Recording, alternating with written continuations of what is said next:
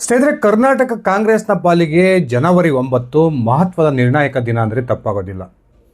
ಇದೇ ಜನವರಿ 9ರಂದು ದೆಹಲಿಯಲ್ಲಿ ಕಾಂಗ್ರೆಸ್ನ ಹೈಕಮಾಂಡ್ನ ಮಟ್ಟದ ಒಂದು ಮಹತ್ವದ ಸಭೆ ನಡೆಯುತ್ತೆ. ಆ ಸಭೆಯ ಸಂದರ್ಭದಲ್ಲಿ ನಾಯಕತ್ವ ಬದಲಾವಣೆ ವಿಚಾರಕ್ಕೆ ಸಂಬಂಧಪಟ್ಟಂತೆ ಸಂಪೂರ್ಣವಾದ ಒಂದು ಬ್ರೇಕ್ ಬೀಳುತ್ತೆ ಅನ್ನುವ ಮಾಹಿತಿಗಳು ಇದೀಗ ದೆಹಲಿಯ ಕಾಂಗ್ರೆಸ್ ಮೂಲಗಳಿಂದ ಸಿಗ್ತಾ ಇದ್ದಾವೆ. ಒಂದು ಕಡೆ ಕಳೆದ 5-6 ತಿಂಗಳಿಂದ ರಾಜ್ಯದಲ್ಲಿ ಏನು ನಾಯಕತ್ವ ಬದಲಾವಣೆ ವಿಚಾರಕ್ಕೆ ಸಂಬಂಧಪಟ್ಟಂತೆ ಬಹುದೊಡ್ಡ ಮಟ್ಟದ ಒಂದು ಗೊಂದಲ ಏರ್ಪಟ್ಟಿದೆ.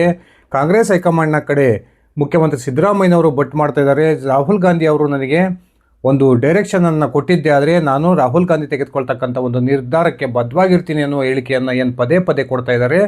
ಇದೇ ಒಂದು ನಿರ್ಧಾರವನ್ನು ಇದೀಗ ರಾಹುಲ್ ಗಾಂಧಿ ಅವರು ಜನವರಿ 9ನೇ ತಾರೀಕು ತಮ್ಮ ನಿರ್ಧಾರವನ್ನು ಪ್ರಕಟ ಮಾಡ್ತಾರೆ ಅನ್ನುವ ಒಂದು ಮಾಹಿತಿಗಳು ಸಿಗ್ತಾ ಇದ್ದಾವೆ.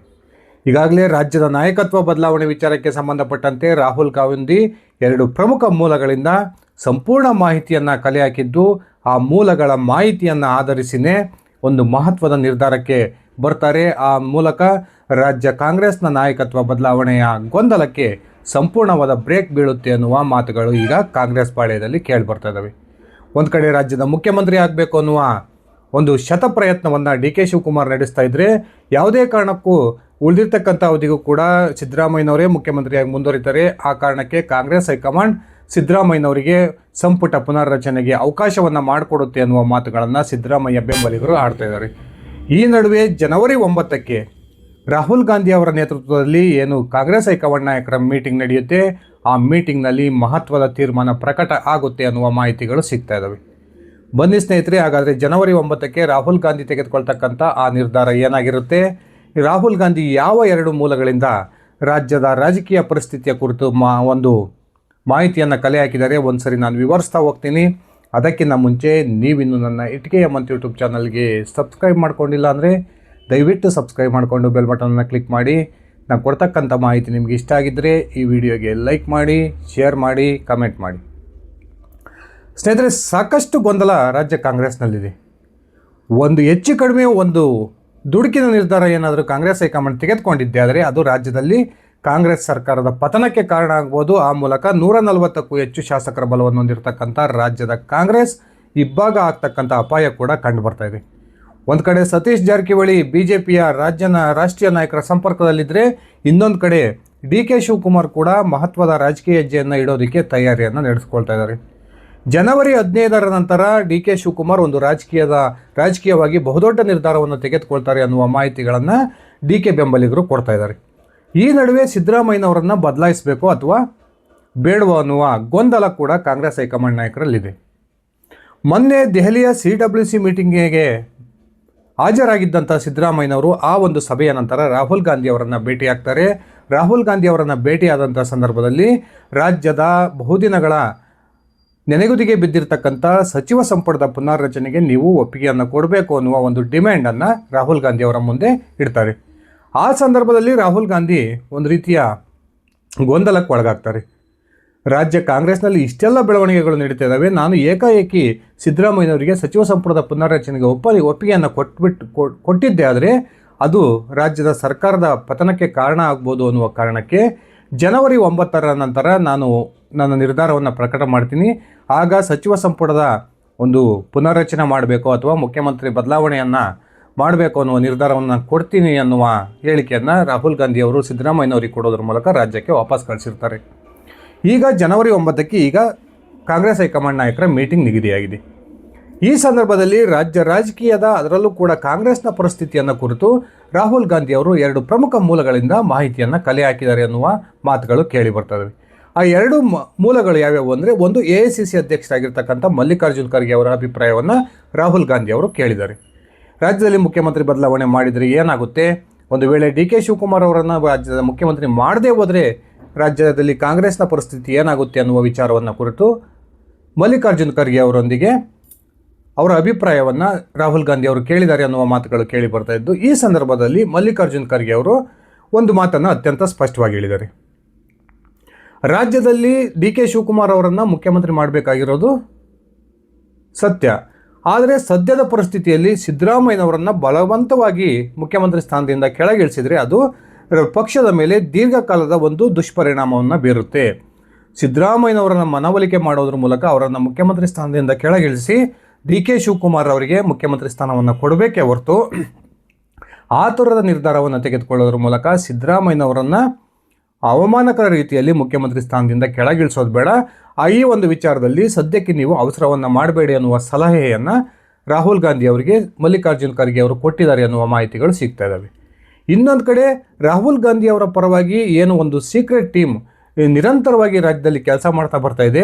ರಾಜ್ಯದ ಕಾಂಗ್ರೆಸ್ ಸರ್ಕಾರ ಮತ್ತು ಪಕ್ಷದ ಮೇಲೆ ರಾಹುಲ್ ಗಾಂಧಿ ಅವರ ಟೀಮ್ ಏನು ಕಂಡಿಟ್ಟಿದೆ, ಆ ಟೀಮ್ ಕೂಡ ರಾಹುಲ್ ಗಾಂಧಿ ಅವರಿಗೆ ಒಂದು ಸ್ಪಷ್ಟ ಮಾಹಿತಿಯನ್ನು ರಾಜ್ಯದ ಕಾಂಗ್ರೆಸ್ನ ಪರಿಸ್ಥಿತಿಯ ಕುರಿತು ಕೊಟ್ಟಿದೆ ಅನ್ನುವ ಮಾಹಿತಿಗಳು ಸಿಗ್ತಾ ಇದ್ದು, ಈ ಒಂದು ಟೀಮ್ ಸಹ ಮುಖ್ಯಮಂತ್ರಿ ಸಿದ್ದರಾಮಯ್ಯನವರು ಅವರಾಗೇ ಸ್ವತಃ ಮುಖ್ಯಮಂತ್ರಿ ಸ್ಥಾನಕ್ಕೆ ರಾಜೀನಾಮೆಯನ್ನು ಕೊಟ್ಟರೆ ಮಾತ್ರ ರಾಜ್ಯದಲ್ಲಿ ಎಲ್ಲವೂ ಕೂಡ ಸರಿಯಾಗುತ್ತೆ. ಒಂದು ವೇಳೆ ಸಿದ್ದರಾಮಯ್ಯನವರನ್ನು ಬಲವಂತವಾಗಿ ಕೆಳಗಿಳಿಸಿದ್ದೆ ಆದರೆ ಅದು OBC ಮತಗಳು ಕಾಂಗ್ರೆಸ್ನಿಂದ ದೂರ ಆಗ್ಬೋದು. ಆಗ 2029 ಲೋಕಸಭಾ ಚುನಾವಣೆಯ ಮೇಲೆ ಕಾಂಗ್ರೆಸ್ಗೆ ಬಹುದೊಡ್ಡ ದುಷ್ಪರಿಣಾಮವನ್ನು ಮುಖ್ಯಮಂತ್ರಿ ಬದಲಾವಣೆ ಬೀರ್ಬೋದು ಅನ್ನುವ ಮಾಹಿತಿಯನ್ನು ಈ ಒಂದು ರಾಹುಲ್ ಗಾಂಧಿ ಅವರ ಸೀಕ್ರೆಟ್ ಟೀಮ್ ರಾಹುಲ್ ಗಾಂಧಿ ಅವರ ಕೈಗೆ ತಮ್ಮ ವರದಿಯನ್ನು ಕೊಟ್ಟಿದೆ. ಯಾವಾಗ ಈ ಎರಡೂ ಅಭಿಪ್ರಾಯಗಳು ಸಿದ್ದರಾಮಯ್ಯನವರ ಪರವಾಗಿ ಬಂದವೋ ಆಗ ರಾಹುಲ್ ಗಾಂಧಿ ಒಂದು ಸ್ಪಷ್ಟ ನಿರ್ಧಾರಕ್ಕೆ ಬಂದಿದ್ದಾರೆ. ಮುಖ್ಯಮಂತ್ರಿ ಸ್ಥಾನದ ಬದಲಾವಣೆ ಸದ್ಯಕ್ಕೆ ಬೇಡ.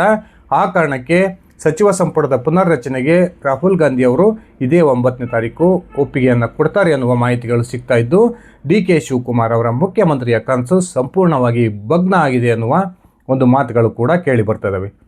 CWC ಮೀಟಿಂಗಿನ ನಂತರ ಏನು ರಾಹುಲ್ ಗಾಂಧಿ ಅವರನ್ನು ಈ ಸಿದ್ದರಾಮಯ್ಯನವರು ಭೇಟಿಯಾಗಿದ್ದರು, ಆ ಸಂದರ್ಭದಲ್ಲಿಯೇ ಸಿದ್ದರಾಮಯ್ಯನವರಿಗೆ ರಾಹುಲ್ ಗಾಂಧಿ ಅವರು, ಸಿದ್ದರಾಮಯ್ಯಜಿ, ನಾ ಈ ಹಿಂದೆಯೇ ಸಚಿವ ಸಂಪುಟದ ಪುನರ್ರಚನೆಗೆ ಒಪ್ಪಿಗೆಯನ್ನು ಕೊಟ್ಟಿದ್ದೀನಿ, ಆದರೆ ಸಾಕಷ್ಟು ಕಾರಣಗಳಿಗಾಗಿ ಆ ಪುನರ್ರಚನೆಯನ್ನು ನೀವು ಮುಂದಾಕಿದ್ರಿ.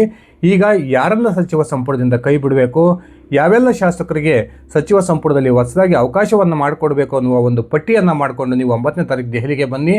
ಆ ಪಟ್ಟಿಯನ್ನು ಪರಿಶೀಲನೆ ಮಾಡಿ ನಾನು ಆ ಪಟ್ಟಿಗೆ ಅಂಕಿತವನ್ನು ಹಾಕ್ತೀನಿ ಅನ್ನುವ ಒಂದು ಭರವಸೆಯನ್ನು ಕೊಟ್ಟಿದ್ದಾರೆ ಅನ್ನುವ ಮಾಹಿತಿಗಳು ಸಿಗ್ತಾ ಇದ್ದು, ಜನವರಿ 9ರಂದು ದೆಹಲಿಯಲ್ಲಿ ನಡೀತಾ ಇರತಕ್ಕಂಥ AICC ನಾಯಕರ ಸಭೆ ರಾಜ್ಯದ ನಾಯಕತ್ವ ಬದಲಾವಣೆಯ ಗೊಂದಲಕ್ಕೆ ಸಂಪೂರ್ಣ ಬ್ರೇಕ್ ಹಾಕೋದ್ರ ಮೂಲಕ ಉಳಿದಿರ್ತಕ್ಕಂಥ ಅವಧಿಗೂ ಕೂಡ ಸಿದ್ದರಾಮಯ್ಯನವರೇ ಮುಖ್ಯಮಂತ್ರಿಯಾಗಿ ಮುಂದುವರಿತಾರೆ ಅನ್ನುವ ಒಂದು ಸ್ಪಷ್ಟ ಸೂಚನೆಯನ್ನು ರಾಜ್ಯ ಕಾಂಗ್ರೆಸ್ ನಾಯಕರಿಗೆ ರವಾನಿಸುತ್ತೆ ಅನ್ನುವ ಮಾಹಿತಿಗಳು ಸಿಗ್ತಾ ಇದ್ದಾವೆ.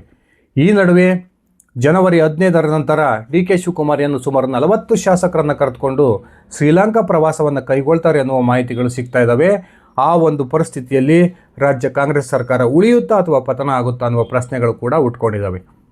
ಈಗಾಗಲೇ ಗೋವಾದ ಮುಖ್ಯಮಂತ್ರಿ ಪ್ರಮೋದ್ ಸಾವಂತ್ ಅವರು ನಿರಂತರವಾಗಿ ಸತೀಶ್ ಜಾರಕಿಹೊಳಿ ಅವರ ಸಂಪರ್ಕದಲ್ಲೇನಿದ್ರು, ಆ ಸಂಪರ್ಕದಿಂದ ಇದೀಗ ಪ್ರಮೋದ್ ಸಾವಂತ್ DK ಶಿವಕುಮಾರ್ ಬಳಗದ ಸಂಪರ್ಕಕ್ಕೆ ಪ್ರಯತ್ನವನ್ನು ನಡೆಸ್ತಾ ಇದ್ದಾರೆ ಅನ್ನುವ ಮಾತುಗಳು ಕೇಳಿ ಬರ್ತದವೆ. ಪ್ರಮೋದ್ ಸಾವಂತ್ ಅವರ ಲೆಕ್ಕಾಚಾರ ಏನಾಗಿತ್ತು ಅಂದರೆ, ಕಾಂಗ್ರೆಸ್ ಹೈಕಮಾಂಡ್ 30 ತಿಂಗಳ ಅವಧಿಯ ನಂತರ ಸಿದ್ದರಾಮಯ್ಯನವರನ್ನು ಮುಖ್ಯಮಂತ್ರಿ ಸ್ಥಾನದಿಂದ ಕೆಳಗಿಳಿಸಿ DK ಶಿವಕುಮಾರ್ ಅವರನ್ನು ಮುಖ್ಯಮಂತ್ರಿ ಮಾಡುತ್ತೆ. ಆ ಸಂದರ್ಭದಲ್ಲಿ ಸಿದ್ದು ಬೆಂಬಲಿಗರು ಕಾಂಗ್ರೆಸ್ಗೆ ಬಹುದೊಡ್ಡ ಹೊಡೆತವನ್ನು ಕೊಡೋದ್ರ ಮೂಲಕ BJPಯೊಂದಿಗೆ ಕೈ ಜೋಡಿಸ್ತಾರೆ ಅನ್ನುವ ಒಂದು ಲೆಕ್ಕಾಚಾರದಲ್ಲಿ BJP ರಾಷ್ಟ್ರೀಯ ನಾಯಕರು ಹಾಗೂ ಗೋವಾದ ಮುಖ್ಯಮಂತ್ರಿಗಳು ಇದ್ದರು. ಆದರೆ ಇದೀಗ ಬದಲಾಗಿರ್ತಕ್ಕಂಥ ಪರಿಸ್ಥಿತಿಯಲ್ಲಿ ಸಿದ್ದರಾಮಯ್ಯನವರೇ ಬಹುತೇಕ ಉಳಿದಿರ್ತಕ್ಕಂಥ ಅವಧಿಗೂ ಕೂಡ ಮುಖ್ಯಮಂತ್ರಿಯಾಗಿ ಮುಂದುವರಿತಾರೆ ಅನ್ನುವ ಮಾಹಿತಿಗಳು ಲಭ್ಯ ಇರತಕ್ಕಂಥ ಈ ಸಂದರ್ಭದಲ್ಲಿ ಪ್ರಮೋದ್ ಸಾವಂತ್ ಕೂಡ ಬೇರೆಯ ಒಂದು ಆಪ್ಷನ್ ಕಡೆಗೆ ಗಮನವನ್ನು ಕೊಡ್ತಾ ಇದ್ದಾರೆ.